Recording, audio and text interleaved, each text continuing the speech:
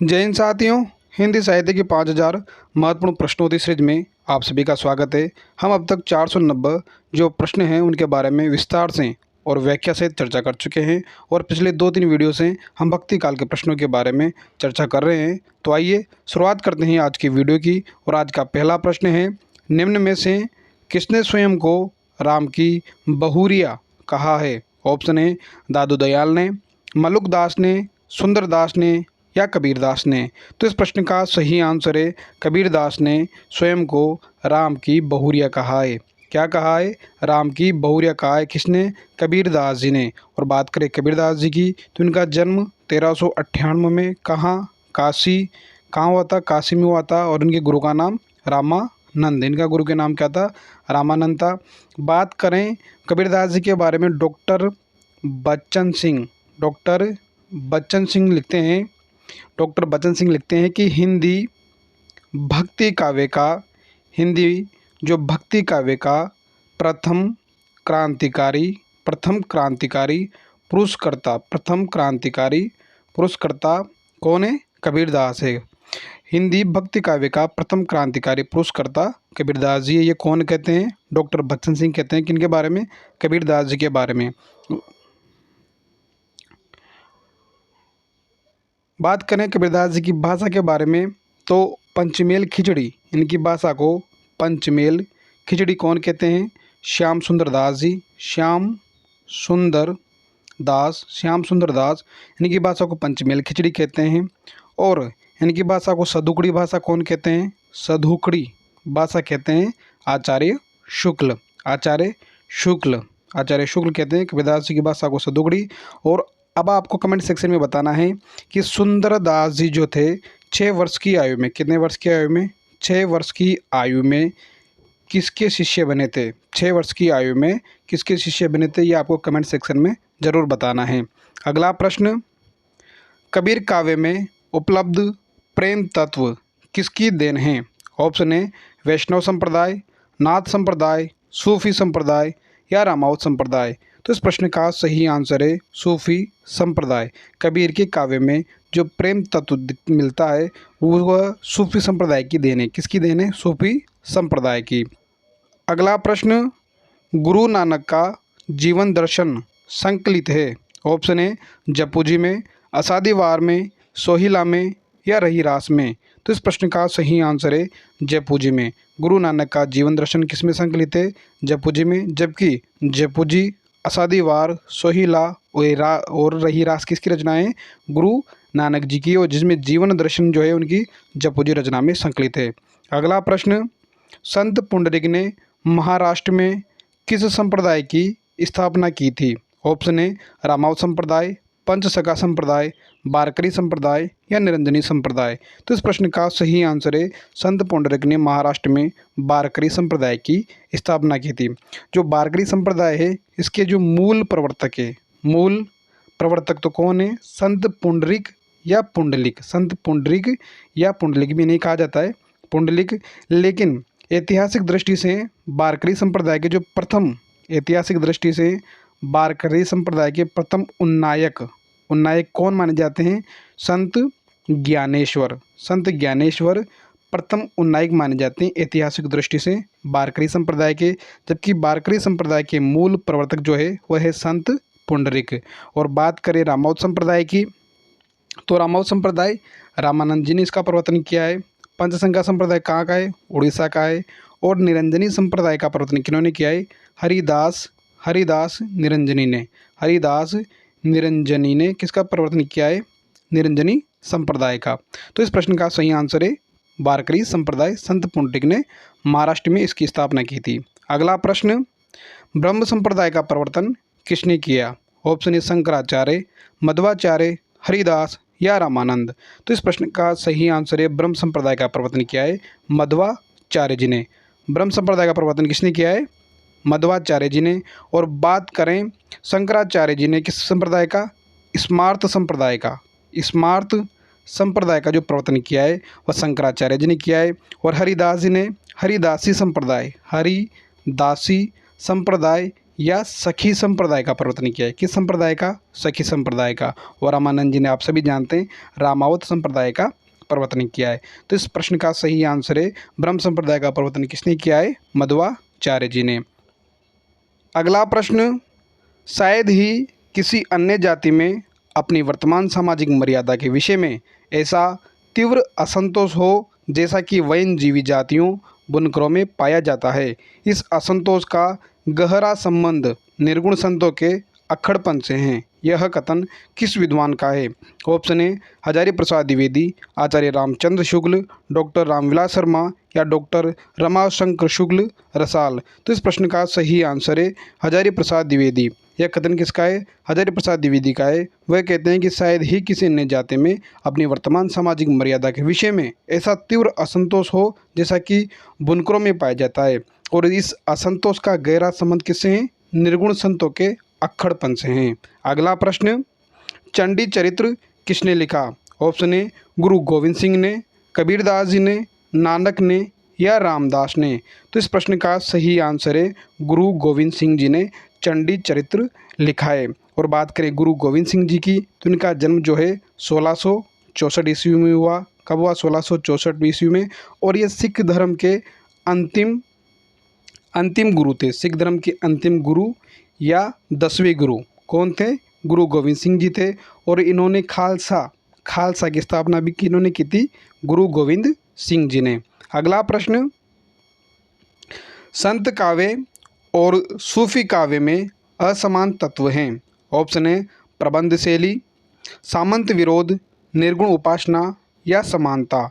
तो इस प्रश्न का सही आंसर है प्रबंध शैली। संत काव्य और सूफी काव्य में जो असमान तत्व है वह है प्रबंध शैली, क्योंकि सूफियों ने जो रचनाएं लिखी है वह अधिकतर प्रबंधात्मक लिखी है, और जबकि संत काव्य में अधिकतर रचनाएं मुक्तक लिखी गई है। इसलिए प्रबंध शैली जो है संत काव्य और सूफी काव्य में असमान तत्व है, जबकि सामंत का विरोध दोनों ने किया है, निर्गुण उपासना दोनों में ही है, और ये दोनों में समानता है। अगला प्रश्न, निम्न में से सही विकल्प का चयन कीजिए। इसमें सभी को अनुक्रम से जमाना है। तो इस प्रश्न का जो सही आंसर होगा वो होगा पहला नानक, गुरु अंगद, अर्जुन देव और गुरु गोविंद सिंह जी।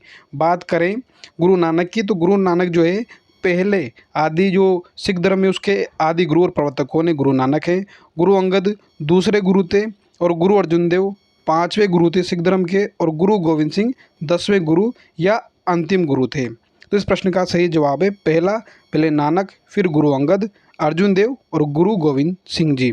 अगला प्रश्न, थावर जंगम कीट पतंग पूरी रयो हरि राय पंक्ति किसकी है? ऑप्शन ए नानक, कबीर, मलुकदास या रैदास।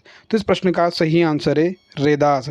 थावर जंगम कीट पतंग पूरी रयो हरि राय जो पंक्ति है वह किसकी है? रैदास जी की है। कबीर की भावपक्षीय विशेषता नहीं है। ऑप्शन ए निर्गुण उपासना, श्रृंगारिक वर्णन, भक्ति एवं नीति, रहस्य भावना। तो इस प्रश्न का सही आंसर है श्रृंगारिक वर्णन जो है वह कबीर की भावपक्षीय विशेषता नहीं है, जबकि निर्गुण उपासना, भक्ति एवं नीति और रहस्य भावना कबीर की भावपक्षीय विशेषता है।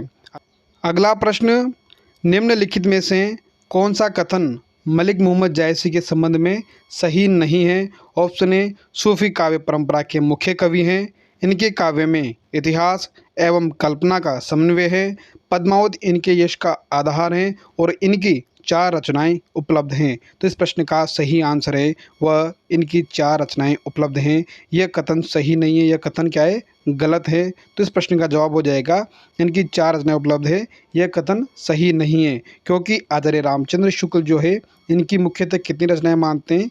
3 मुख्यतः रचनाएं मानते हैं, जिनमें कौन कौन सी है? पद्मावत, अखरावट और आखिरी कलाम। पद्मावत, अखरावट और आखिरी कलाम जो है इनकी 3 मुख्य रचनाएं मानते हैं। और बात करें तो सूफी काव्य परंपरा के मुख्य कवि हैं, यह कथन बिल्कुल सही है। इनके काव्य में इतिहास एवं कल्पना का समन्वय है, यह कथन भी सही है। और पद्मावत इनके यश का आधार है, यह कथन भी बिल्कुल सही है। अगला प्रश्न, जीवन जीवन राजपद अविचल रहे न कोई, जो दिन जाए सत्संग में जीवन का फल सोई।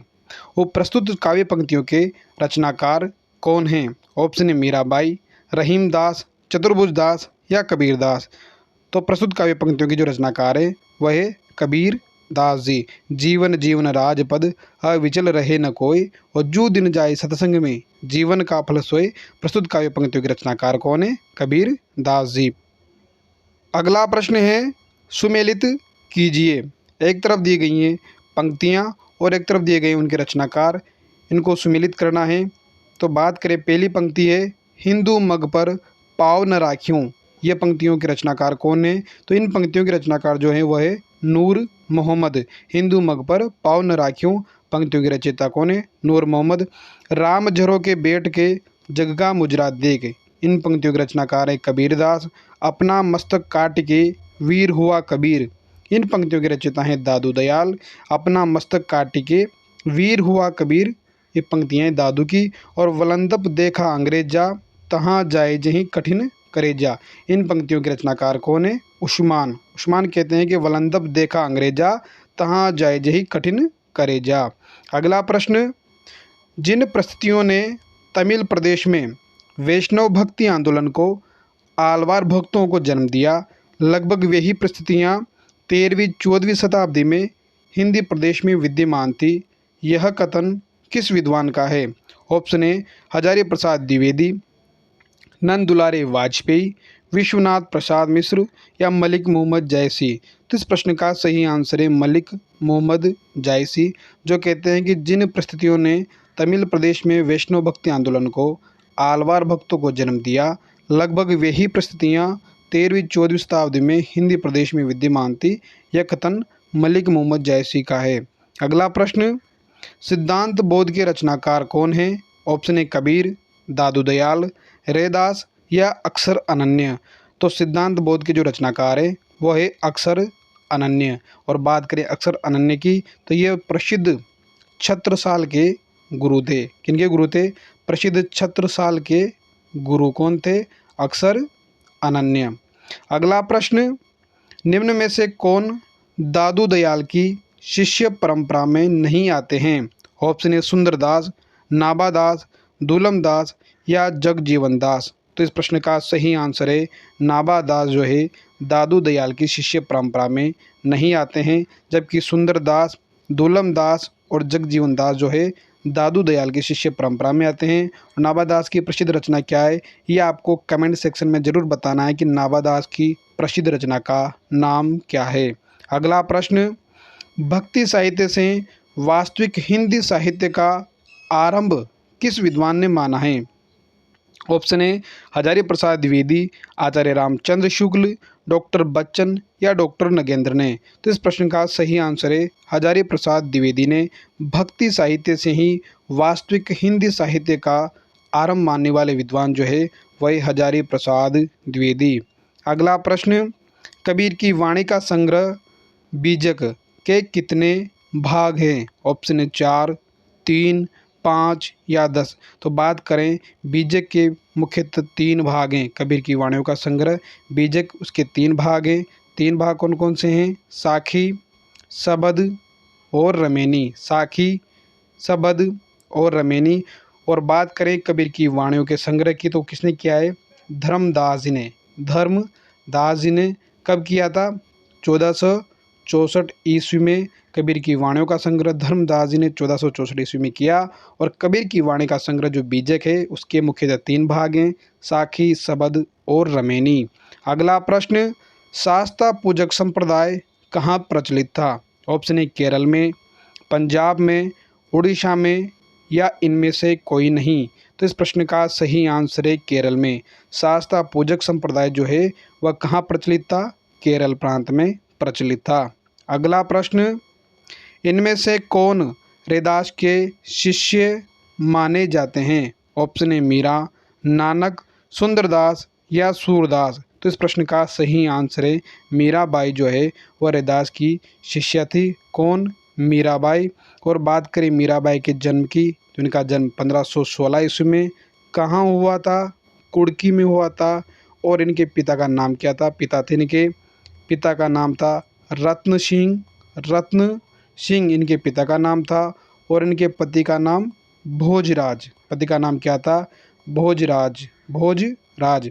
और बात करें मीरा की रचनाओं की, तो गीत गोविंद की टीका, गीत गोविंद की टीका, नरसी जी का मायरा, नरसी जी का मायरा, और राग सोरठा, मायरा राग सोरठा, और राग गोविंद जैसी रचनाएं भी मीराबाई द्वारा लिखी गई है।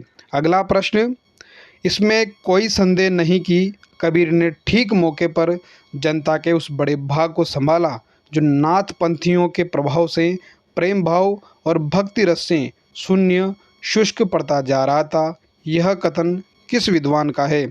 ऑप्शन ए हजारी प्रसाद द्विवेदी, आचार्य रामचंद्र शुक्ल, मिश्र बंधु, या डॉक्टर रामविलास शर्मा। तो इस प्रश्न का सही आंसर है आचार्य रामचंद्र शुक्ल, जो कबीर के बारे में कहते हैं कि कबीर ने ठीक मौके पर जनता के उस बड़े भाग को संभाला जो नाथ पंथियों के प्रभाव में आकर प्रेम भाव और भक्ति रस से शून्य या शुष्क पड़ता जा रहा था। अगला प्रश्न है, निम्नलिखित रचनाओं का सही अनुक्रम है। तो इस प्रश्न का जो सही आंसर होगा वो होगा पहला ढोला मारूरा दोहा, सत्यवती कथा, मधुमालती और चित्रावली। बात करें ढोला मारूरा दोहा तो 11वीं शताब्दी में लिखी गई है। किस शताब्दी में? 11वीं शताब्दी में। सत्यवती कथा कब लिखी? सत्यवती कथा है 1501 ईस्वी में लिखी। और सत्यवती कथा को लिखने वाले कौन है? ईश्वर दास, ईश्वर दास, जिन्होंने सत्यवती कथा लिखी 1501 ईस्वी में। बात करें मधुमालती तो इसकी रचना की गई है 1545 ईस्वी में, 1545 में। और इसके रचनाकार कौन है? मज्जन, मज्जन जो है इसके रचनाकार हैं। और बात करें चित्रावली की तो चित्रावली लिखी गई है 1613 ईस्वी में, 1613 ईस्वी में। और इसके लेखक है उस्मान। चित्रावली को लिखने वाले कौन है? उस्मान। और ढोला मारूरा दोहा को लिखने वाले हैं कुशल राय या कवि कल्लोल।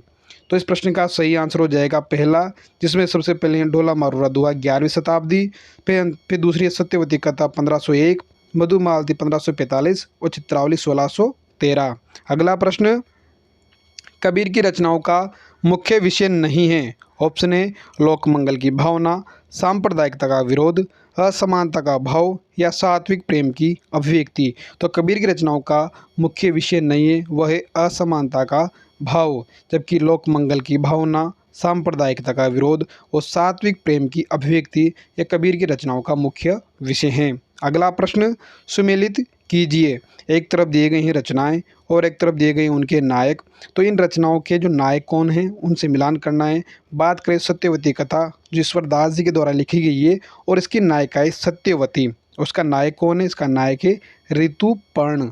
नायक कौन है? ऋतुपर्ण। बात करें पद्मावती की जो नायिका है और रचना किनकी है? मलिक मोहम्मद जैसी की। और इसका जो नायक है वह है रत्न सेन। मधुमालती जो मज्जन ने लिखी है और मधुमालती इसकी नायिका है और इसका जो नायक है वह है मनोहर, मधुमालती मनोहर। और मृगावती इसका जो राजकुमार है वह इसका नायक है और नायिका का नाम है मृगावती। सत्यवती कथा ऋतुपर्ण, पद्मावती रत्नसेन, मधुमालती मनोहर और मृगावती राजकुमार। अगला प्रश्न, गौड़ीय संप्रदाय के संस्थापक कौन हैं? ऑप्शन ए हरिदास निरंजनी, लालदास हितहरिवंश या चैतन्य महाप्रभु। तो इस प्रश्न का सही आंसर है चैतन्य महाप्रभु। और जो है गौड़ीय संप्रदाय के संस्थापक है चैतन्य महाप्रभु। और हरिदास निरंजनी हरिदासी संप्रदाय के संस्थापक हैं। अगला प्रश्न है, हिंदू मग पर पावन राख्यो का बहुते जो हिंदी भाक्यो, यह काव्य पंक्तियाँ किस बोली में हैं? ऑप्शन है ब्रज में, भोजपुरी में, अवधी में या बुंदेली में। तो इस प्रश्न का सही आंसर है अवधी में। हिंदू मग पर पावन राख्यो का बहुते जो हिंदी भाक्यो जो पंक्तियाँ हैं वह अवधी भाषा में लिखी गई है। अगला प्रश्न, बिश्नोई संप्रदाय की स्थापना किसने की थी? ऑप्शन ए सुंदरदास, संत वीरबान, संत जंबनाथ या संत विपन ने। तो इस प्रश्न का सही आंसर है संत जंबनाथ ने बिश्नोई संप्रदाय की स्थापना की थी। और अगला प्रश्न, मलुकदास का जन्म स्थान कहाँ है? ऑप्शन ए कड़ा में, पटना में, मेरठ में या दौसा में। तो इस प्रश्न का सही आंसर है कड़ा में मलुकदास का जन्म स्थान है। और इनकी रचनाओं की बात करें तो रत्न खान और ज्ञान बोध, रत्न खान, ज्ञान बोध जैसी रचनाएं भी मलुकदास के द्वारा लिखी गई है। और आज का अंतिम प्रश्न, सिखों का वह कौन सा गुरु है जो संत काव्यधारा का कवि था? ऑप्शन ए गुरु गोविंद सिंह, गुरु अर्जुन देव, गुरु नानक देव या गुरु तेग बहादुर। तो इस प्रश्न का सही आंसर है गुरु नानक देव। सिखों के वह गुरु हैं जो संत काव्यधारा के भी कवि थे। वीडियो को लाइक, शेयर और कमेंट जरूर करें। और जिस प्रश्न का आंसर मैंने आपसे पूछा है उस प्रश्न की संख्या के साथ ही उसका उत्तर दें। और यूट्यूब चैनल को सब्सक्राइब जरूर कर लें और टेलीग्राम ग्रुप को भी ज्वाइन कर लें। धन्यवाद।